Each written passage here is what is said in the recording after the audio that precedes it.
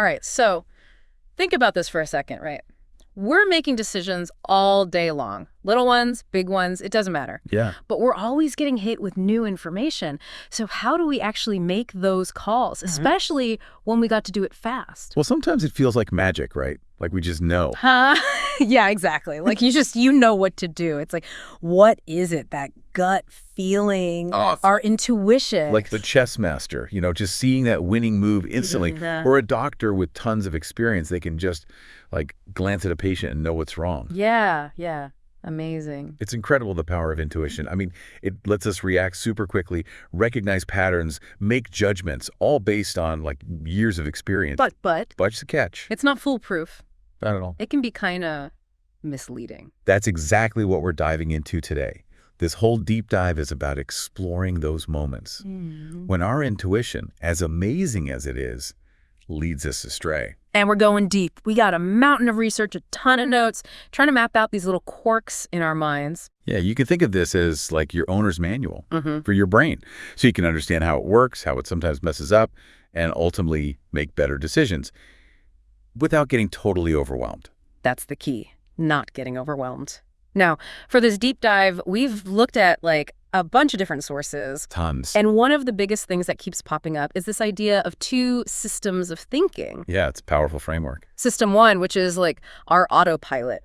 It's fast, automatic, intuitive. It's what we use most of the time without even thinking about it. Right. And then there's system two. It's slower, more deliberate, like you're really putting in the effort, like when you're solving a tough problem or trying to learn something new. So we got autopilot and we got manual control. We're not going to get all technical about the mechanics of these systems right now. But keep them in mind as we go, because we're going to see how they work together. Right. Sometimes it's beautiful, like a perfect dance.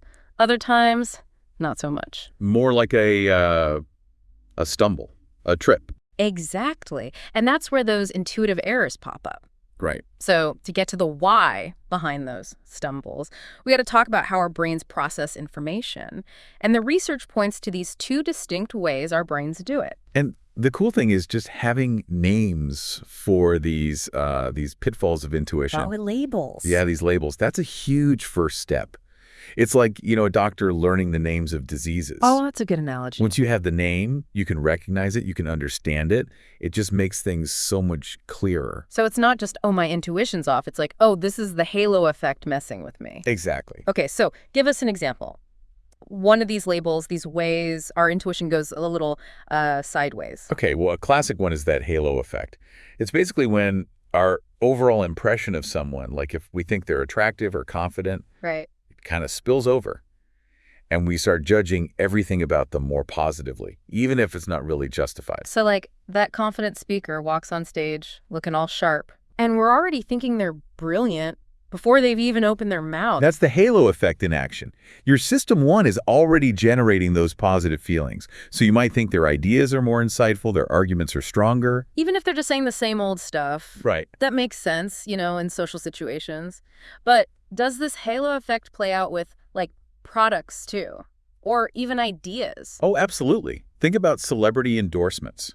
We see a famous person we like promoting a product. Bam. We're more likely to buy it, even if it's not really a good product. Same thing with ideas. If we already like the person presenting them, we're less likely to be critical. Yeah, that's a good point.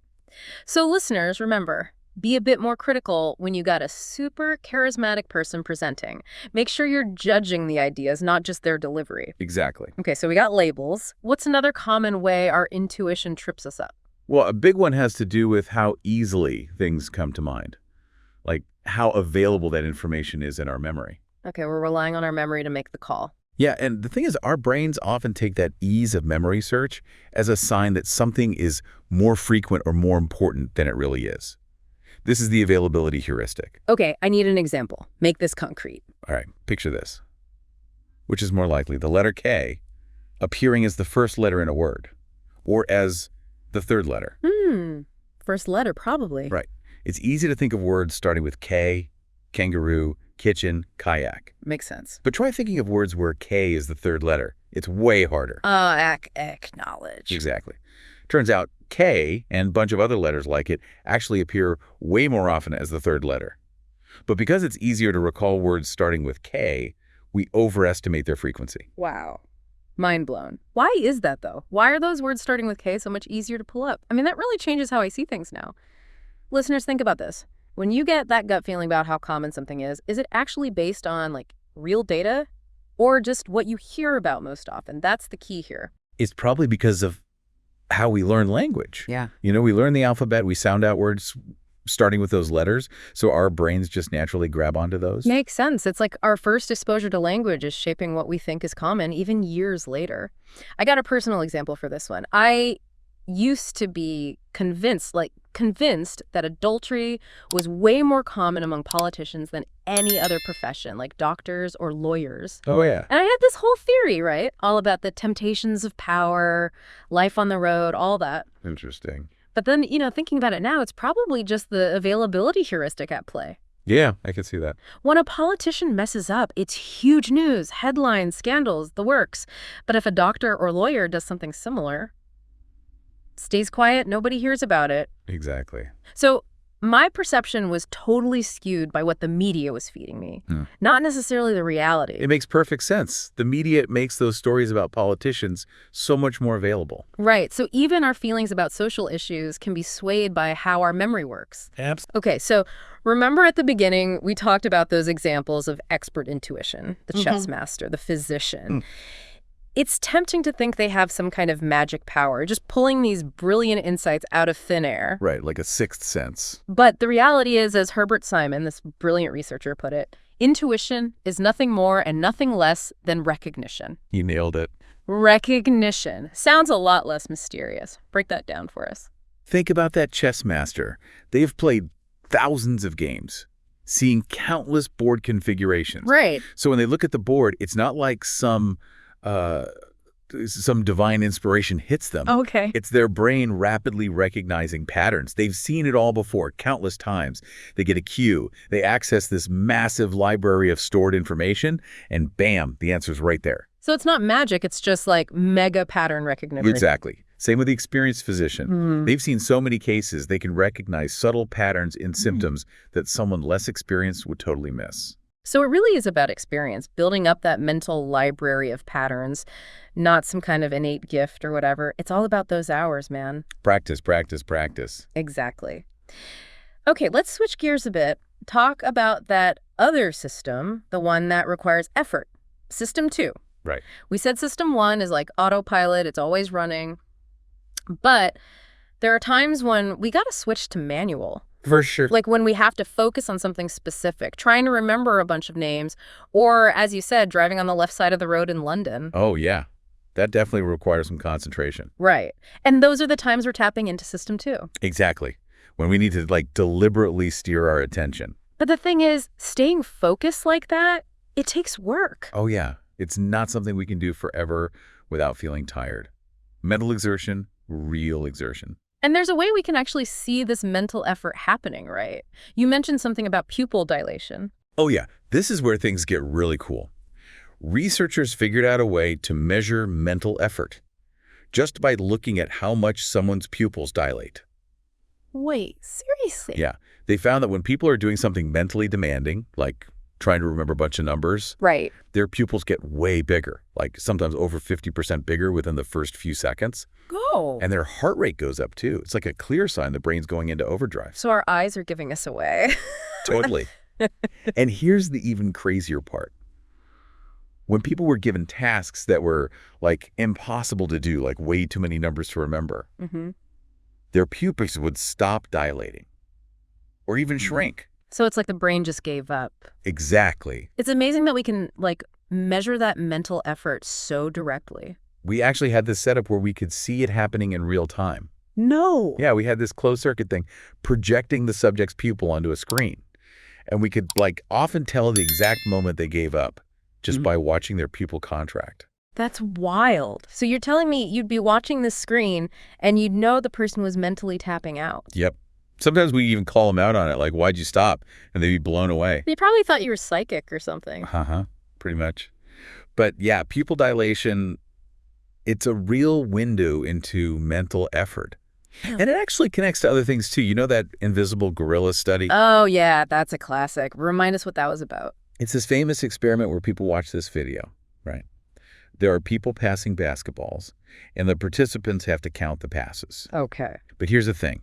While they're so focused on counting, someone in a gorilla suit walks right through the scene. No way. I totally missed that. A lot of people do. Yeah. Because they're so focused on that one task, they become blind to other things happening right in front of them.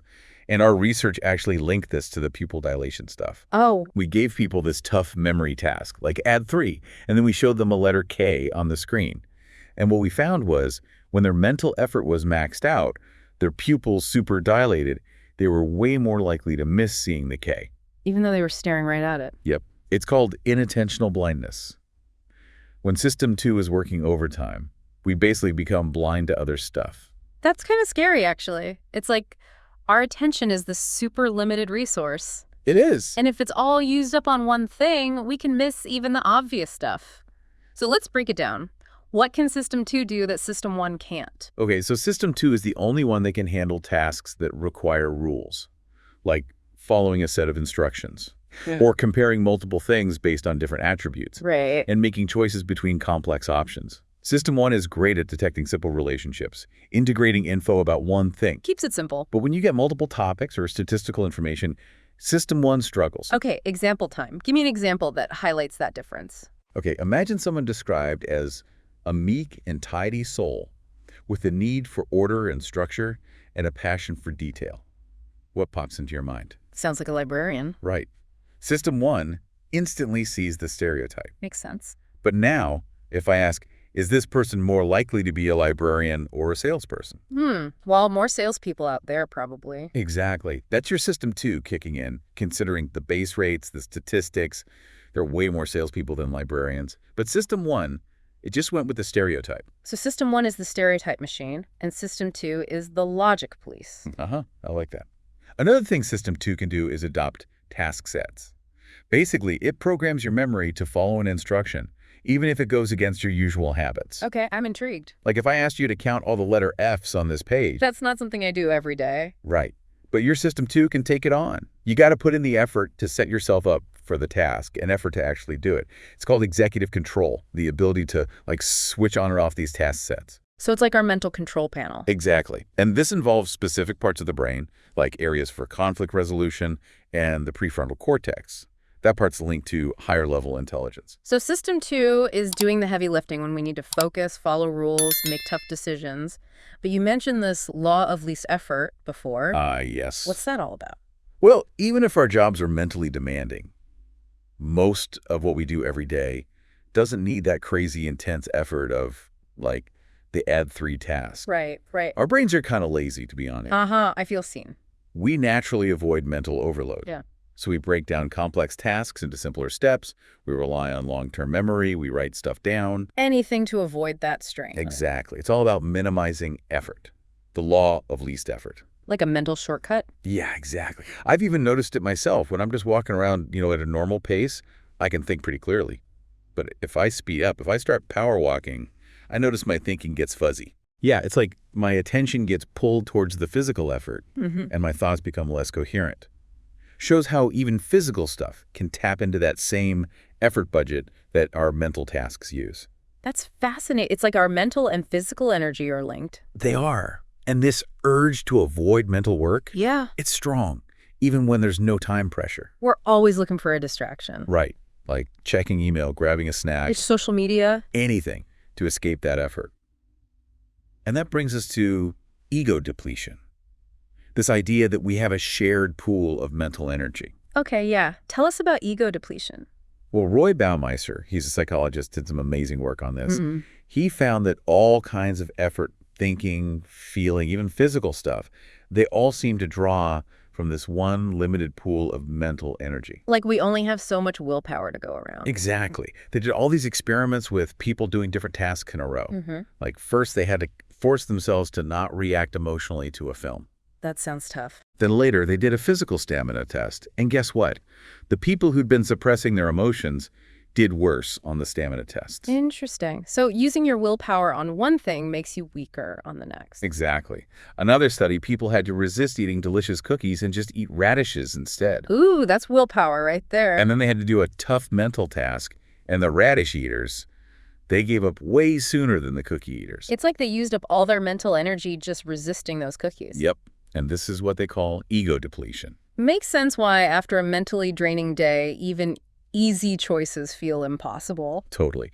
And this might also explain why some people make seemingly dumb errors on, like, simple tests. Yeah, those how did you miss that moments. It might not be that they lack the ability. It could be they're just not motivated enough to really engage System 2 and think it through. So it's not that they're not smart enough, it's that they're intellectually lazy. That's one way to put it. They go with the first answer that seems okay without double-checking. And the opposite of that engaged thinking, that's what the psychologist Keith Stanovich calls rational thinking. Being alert, intellectually active, skeptical. Exactly.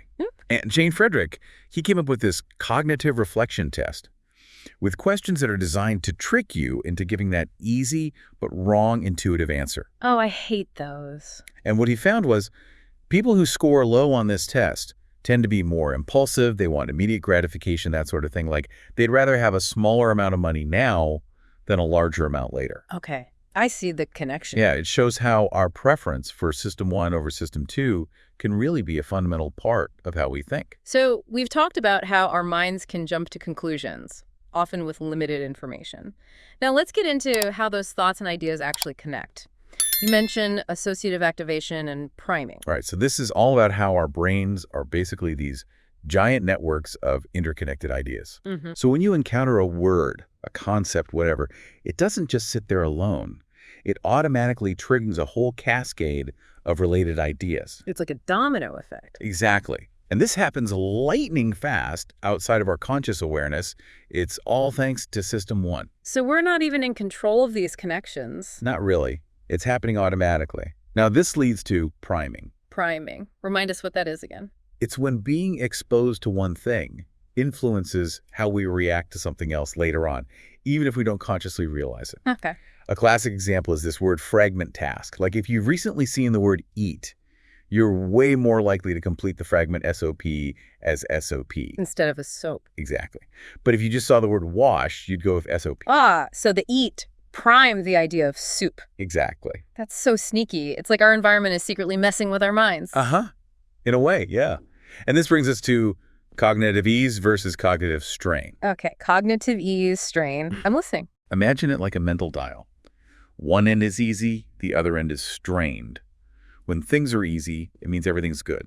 No threats, no surprises, no need to work hard. Brain's on vacation. Pretty much. But when we feel that strain, it means there might be a problem, something that needs System 2 to step in and analyze it. So our brain has this built-in system for telling us how much effort we need to put in. Exactly. But here's the thing. This one dial of cognitive ease, it's connected to a whole bunch of different inputs and outputs. Things that make processing easier, clear fonts, rhyming statements, familiarity. They all create that feeling of ease, and that influences our judgment. So we're more likely to believe something if it feels easy to process. Exactly. And we feel more confident in our answers, even if that confidence is misplaced. On the flip side, things that cause strain, difficult text, unexpected information, they trigger System 2 to become more vigilant. More analytical. Yeah. So sometimes that feeling of knowing or that gut feeling that something's right could just be because of this cognitive ease, not because it's actually true. That's right. And this can even lead to what we call illusions of remembering. Just like our eyes can be tricked by optical illusions, our memories can be tricked too. Give us an example of that. Remember those made-up names I mentioned before? David Stenbill, Mana Kvitsky, Schlampana Tirana? Vaguely. I just made them up, right?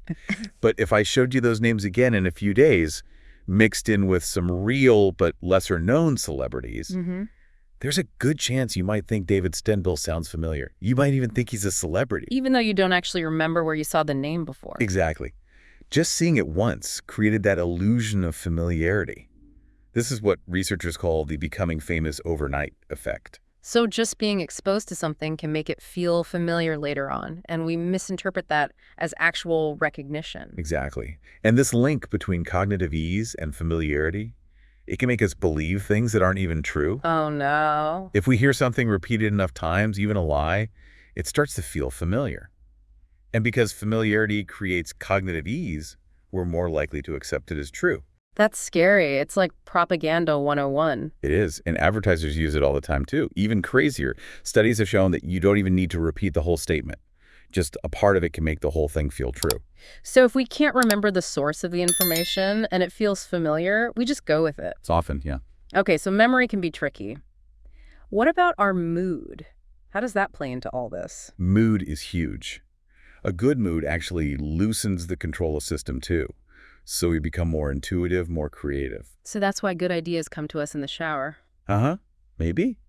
But it also means we're less vigilant, more prone to logical errors. It's like our brain is saying, hey, everything's good, you can relax. Okay. But a bad mood, that signals potential problems. It makes us more analytical, more focused, like a warning system. So it's all connected. Our mood, how easily our brain processes information, whether we use intuition or logic. It's all intertwined.